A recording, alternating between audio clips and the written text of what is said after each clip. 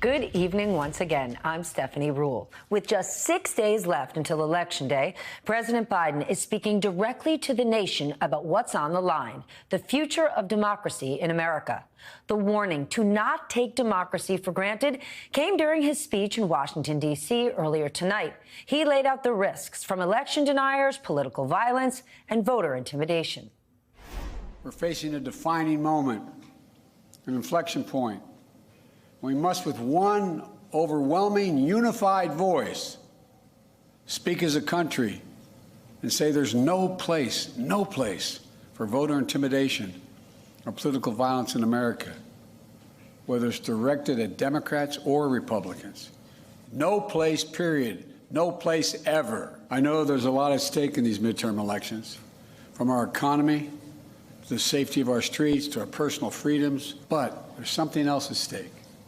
Democracy itself. As I stand here today, there are candidates running for every level of office in America, for governor, Congress, Attorney General, Secretary of State, who won't commit. They will not commit to accepting the results of elections that they're running in. This is a path to chaos in America. He started his remarks by condemning last Friday's violent attack on Speaker Nancy Pelosi's husband and said that sort of violence is the result of lies told for power and profit. Tonight, Congresswoman Zoe Lofgren is demanding to know why Capitol Police did not do more to protect the Speaker and asking what the department plans to do to improve security. NBC News has confirmed the break-in at Pelosi's San Francisco home was captured on Capitol Police security cameras, but it was not seen until several minutes later. Today, Capitol Hill Police said those cameras are actively monitored when the Speaker is at her home on the West Coast. The department adds a security review is now underway.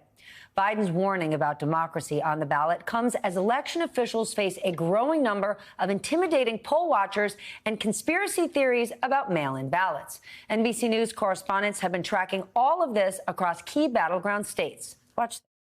I'm Shaquille Brewster in Marshfield, Wisconsin, where across the state election security is already top of mind. This morning, we saw the RNC file a lawsuit against the city of Green Bay, a judge ruling that poll workers, those third-party poll observers, needed to have more access to early voting in the city of Green Bay. Meanwhile, in Milwaukee, the election director there telling me that the counting of ballots will look much different this time around than just 2 years ago. There will be metal detectors, bag checks, even Milwaukee Police Department officers on scene as they're counting the absentee ballots at the central count location on Election Day. The election director admitting that none of this was in place just 2 years ago and saying that this is a direct response to the threats and tension that we've been seeing around elections here in the state.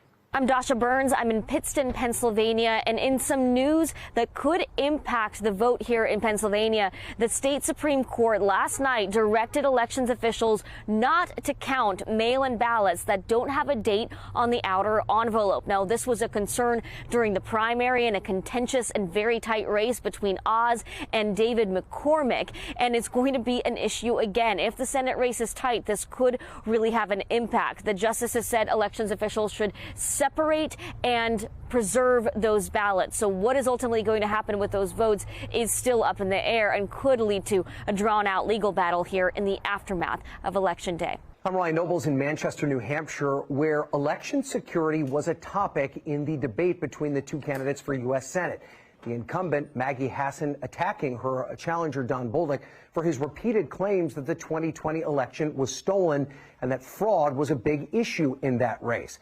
Now, Bolduc, for his part, said that he had moved on from those comments and that he believed that Joe Biden was the rightful winner of the presidential election, but he refused to explain his stance. Hassan has said that Bolduc may not accept the results of this race or the 2024 race should it come to that, showing that issues regarding election security are a big part of what's happening here in New Hampshire.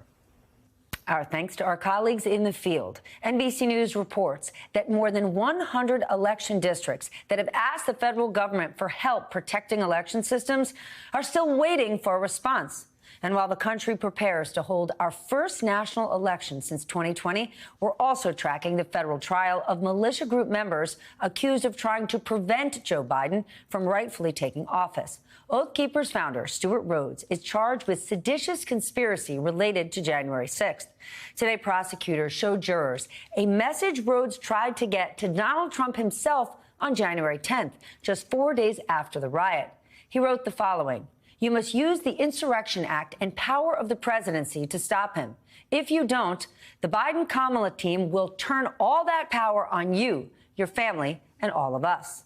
And Politico reports Trump's lawyers considered a direct appeal to Supreme Court Justice Clarence Thomas as their only chance to derail the true results of the 2020 election. There's also news tonight in the ongoing Mar-a-Lago documents investigation. The Wall Street Journal and the New York Times report former Trump aide Kash Patel has been granted immunity and will now testify to a grand jury. He has said publicly that Trump claimed to have declassified the documents when he left the White House back in January of 2021.